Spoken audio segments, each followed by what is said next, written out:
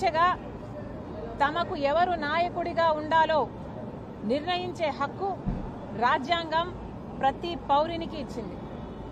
ఆ ఓటు హక్కుని కాపాడాల్సిన బాధ్యత ఎలక్షన్ కమిషన్ ఆఫ్ ఇండియాది.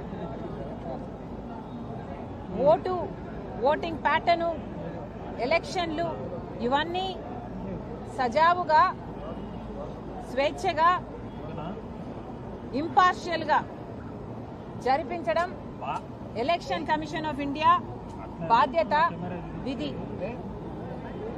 కానీ ఇవేవి పట్టనట్టు ఈరోజు election commission of India RSS లాగా బీజేపీకి ఒక అనుసంధ వ్యవస్థగా మారిపోయింది. ప్రజాస్వామ్యానికి కాపు కాయాల్సిన ఎలక్షన్ కమిషన్ ఆఫ్ ఇండియా ఈరోజు బీజేపీ పార్టీకి కాపు కాస్తుంది. Election commission of India BJP పార్టీకి ఏజెంట్గా, ఎలక్షన్ ఏజెంట్గా మారిపోయింది. భారతదేశపు కమిషన్ కాస్త, ఎలక్షన్ కమిషన్ కాస్త మోడీ ఎలక్షన్ కమిషన్గా మారిపోయింది. ఇది అన్యాయం, ఇది దారుణం, ఇది దుర్మార్గం. ఇటీవలే చూసాము ఎలా రాహుల్ గాంధీ గారు ఒక పవర్ పాయింట్ ప్రెజెంటేషన్ ద్వారా ఎంత అద్భుతంగా ఎలక్షన్ కమిషన్ ఆఫ్ ఇండియా ఎంత ఘోరంగా విఫలమైందో దేశం ముందు, ప్రజల ముందు కొన్ని నగ్న సత్యాలను ఎంత స్పష్టంగా బయట పెట్టారో దేశమంతా చూసింది. ఎలా రాహుల్ గాంధీ గారు ఎలక్షన్ కమిషన్ను ప్రశ్నించారో అందరం చూసాం. కానీ ఈ రోజు వరకు కూడా ఎలక్షన్ కమిషన్ ఆఫ్ ఇండియా దగ్గర నుంచి ప్రశ్నించిన ఒక్క ప్రశ్నకు కూడా సమాధానం రాలేదు. ఎందుకు అని అడుగుతున్నాం. మీకు చెప్పుకోవడానికి సమాధానం లేదు కాబట్టే ఈరోజు మీరు సమాధానం చెప్పుకోలేక ఉన్నారు. ఎలక్షన్ కమిషన్ ఆఫ్ ఇండియా కాస్త వాళ్ళ తరపున మాట్లాడడం మానేసి బీజేపీ తరపున మాట్లాడడం మొదలుపెట్టింది అంటే ఇక బీజేపీ చేతుల్లో తొత్తులుగా మారినట్టు అర్థం కాదా? అయినా రాహుల్ గాంధీ గారు సంధించిన ప్రశ్నలకు ఇంతవరకు సమాధానం చెప్పలేకపోతుంది అంటే, చెప్పే దమ్ము ఈసీకి లేదు అంటే వారు తప్పు చేసినట్టు కాదా? మళ్ళీ అడుగుతున్నాం, రాహుల్ గాంధీ గారు సంధించిన ప్రశ్నలకు సమాధానం చెప్పండి. డిజిటల్ ఓటు జాబితాను ఎందుకు బయట పెట్టడం లేదు ఈసీ? డిజిటల్ ఓటు జాబితాను ఎందుకు బయట పెట్టడం లేదు ఈసీ? సీసీ ఫుటేజ్ను ఎందుకు నాశనం చేస్తున్నారు? సీసీ ఫుటేజ్ను ఎందుకు నాశనం చేస్తున్నారు? నకిలీ ఓట్ల నమోదును ఎందుకు నియంత్రించలేకపోతోంది ఈసీ? ఎంత దారుణంగా, అసలు ఎంతమందిని, అసలు ఒక్క శాంపుల్ తీసుకున్నాడు రాహుల్ గాంధీ గారు. కర్ణాటకలోని మహదేవ్పుర కాన్స్టిట్యుయెన్సీలో ఒక్క శాంపుల్ తీసుకుంటే ఆ ఒక్క శాంపుల్లోనే 1,00,000 ఓట్లు, 1,00,000 బోగస్ ఓట్లు, 1,00,000 నకిలీ ఓట్లు తేలాయి అంటే ఇది ఎంత దారుణమైన విషయం, ఇది ఎంత అవమానం కలిగించే విషయం. భారతదేశంలో ప్రజాస్వామ్యము ఇంకా బ్రతికే ఉందా లేదా, అసలు ప్రజలే నాయకుల్ని ఎంచుకుంటున్నారా లేదా అన్న అనుమానాలు కలగటం లేదా? ఒక్క శాంపుల్లోనే 1,00,000 ఓట్లు, బోగస్ ఓట్లని తేలాయంటే చాలా మటుకు కాన్స్టిట్యుయెన్సీలో ఒక 5,000తోనో 7,000తోనో గెలిచే కాన్స్టిట్యుయెన్సీలు ఎన్నో ఉంటాయి.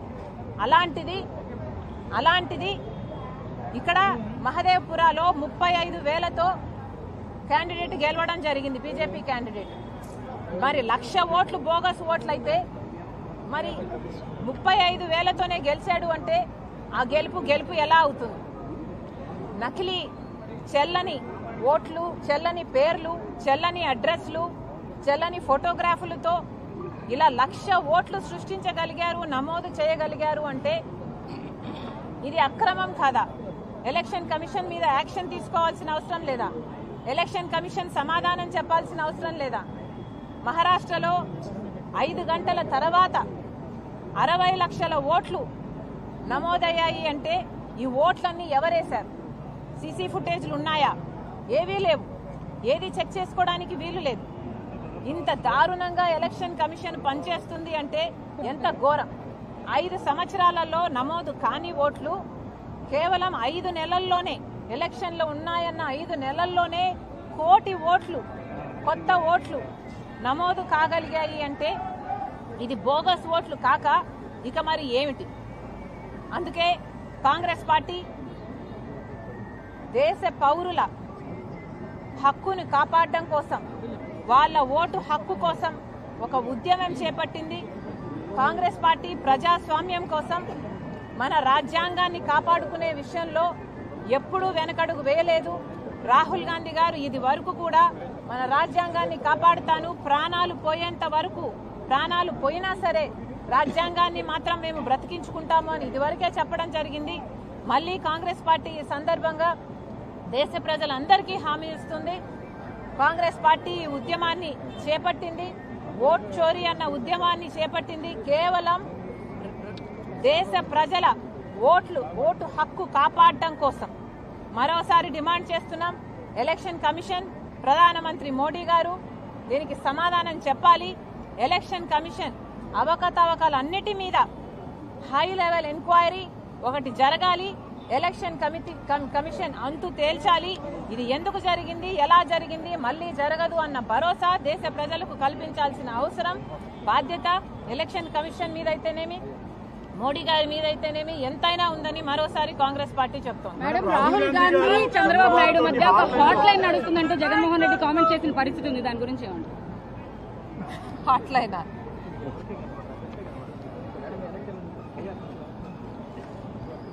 జగన్మోహన్ రెడ్డి గారి లాగా సొంత పార్టీ నేతలు తప్పుడు పనులు చేసి అరెస్ట్ అయితే వాళ్ళని ఓదార్చడానికి మనుషుల మీద నుంచి బండ్లు నడిపించుకుంటూ వెళ్లి బల ప్రదర్శనలు చేస్తున్నవాడు కాదు రాహుల్ గాంధీ గారు.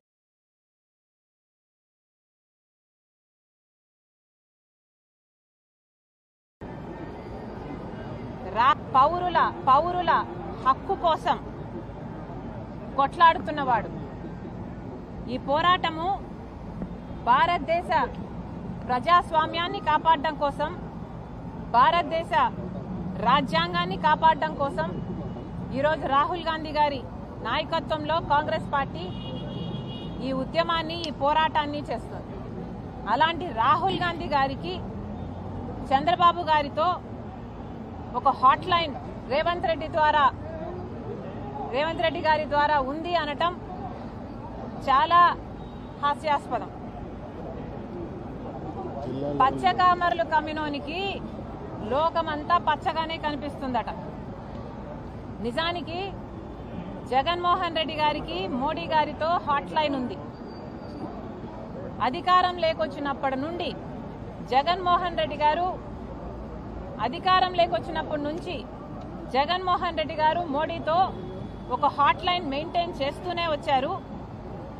కాబట్టే జగన్మోహన్ రెడ్డి గారి నీతిమాలిన రాజకీయాలు చేశారు కాబట్టే, తెర వెనక పొత్తు పెట్టుకున్నారు కాబట్టే మిగతా అందరూ కూడా ఇలా పొత్తులు పెట్టుకుంటారు, తెర వెనక రాజకీయాలు చేస్తారు అని జగన్మోహన్ రెడ్డి గారు అనుకుంటున్నట్టున్నారు. అయ్యా జగన్మోహన్ రెడ్డి గారు, రాహుల్ గాంధీ గారికి ఏ హాట్ లైను లేదు చంద్రబాబు గారితో. ఈ అష్యూరెన్స్ మేము చాలా ఖచ్చితంగా ఇవ్వగలం. కానీ జగన్మోహన్ రెడ్డి గారు, మీరు అష్యూరెన్స్ ఇవ్వగలరా?